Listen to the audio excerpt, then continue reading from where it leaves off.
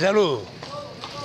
Muchas veces en la historia de la música espirituana se ha tratado del tema de los coros de clave. Durante mucho tiempo no se trató. Luego hubo una emergencia de la necesidad de tratarlo y de buscarlo en la profundidad de esa memoria.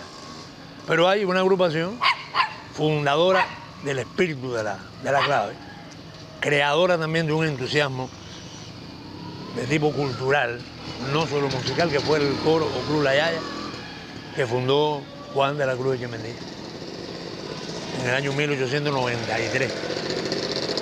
Cuando esto sucede, no se puede negar algo que también en otras ocasiones la memoria se ha empeñado en no perder, que fue el vínculo político que tuvieron estas agrupaciones, sobre todo que tuvo el coro Club La Yaya, en una etapa en que existía un enfrentamiento a la colonia española. Un vínculo que después alguien dijo, se disolvió el vínculo político. Incluso yo creí en un momento determinado que también se había disuelto, porque en las claves, rumbas, pasacalles y otras estructuras más que el coro Club La Yaya trabajó en el siglo XIX, existía un marcado carácter político. Y luego, cuando aparece la República, pues lo más divulgado no era precisamente lo de carácter político. Y ahí es donde muchos de nosotros nos equivocamos, porque creíamos que todo había terminado. Pero cuando empezamos a buscar otras informaciones más, factográficas algunas de carácter oral, entonces nos percatamos de que el vínculo sí se había mantenido, aun cuando la difusión no fuera exactamente la misma. Y es que, por ejemplo, en el año 1924, por el coro Club La Yaya, por Juan Echemendia, surge un secreto a favor de la campaña de Gerardo Machado. Una intención. Y todo parecía que era allí, pero aparecieron otras informaciones. Una información muy interesante, porque a mí me contaban los mayores que el vínculo de Juan Echemendia era un vínculo notable con el Partido Liberal.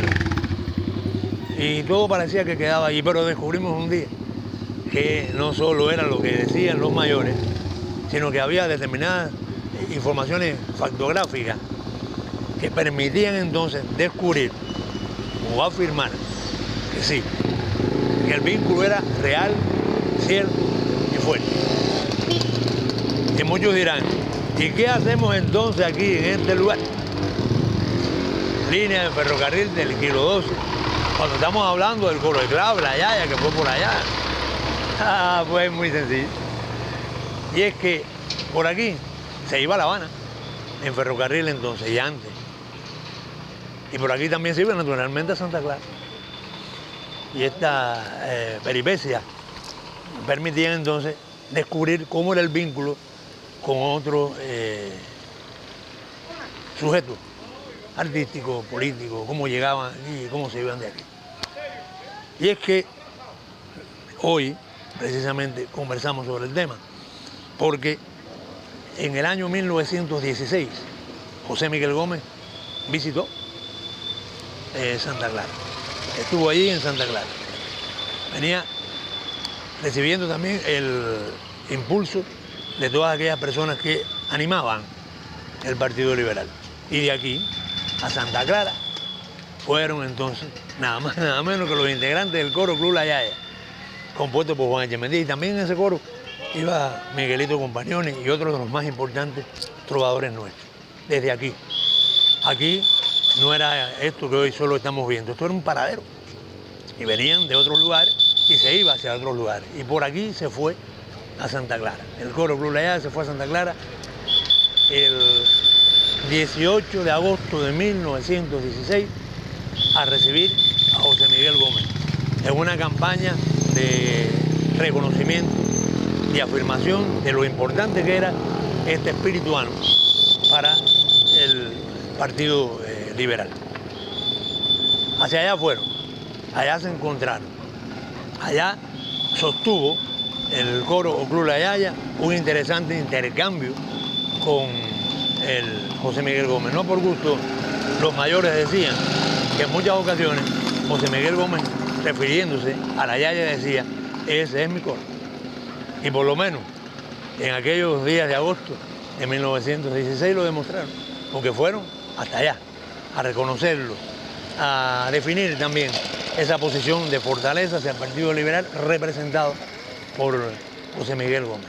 Detalles a veces excluidos de la historia, a veces dormidos en la historia, pero que son importantes porque reflejan que la actitud política no se diluyó, sino que se mantuvo, y que la actitud política tiene determinados matices que concurren en una etapa, que discurren en el tiempo y que van ofreciendo también la mejor forma de poder entender cómo era la psicología, el imaginario de nuestros artistas entonces, aun cuando fuera conflictivo, fuera contradictorio. Pero allí estaba, de todas formas, allí estaba, y este encuentro de agosto en el año 1916 lo manifiesta, lo expresa y consigue entonces ofrecernos esa imagen de ese político y ese músico que fue Juan Echemendia, del que solo mayoritariamente se dice fue un músico, y lo fue, pero que fue un músico muy comprometido con la política, ya digo, recuerden, no solo en el enfrentamiento con la colonia, sino más allá. También hubo un enfrentamiento y hubo una posición que discurrió durante una buena parte del siglo XX. Recuerden que murió en el año 1935, pero durante toda esa etapa se mantuvo ese compromiso político que hoy se afirma en no olvidar, que hoy se encuentra firmemente en los redaños de la memoria.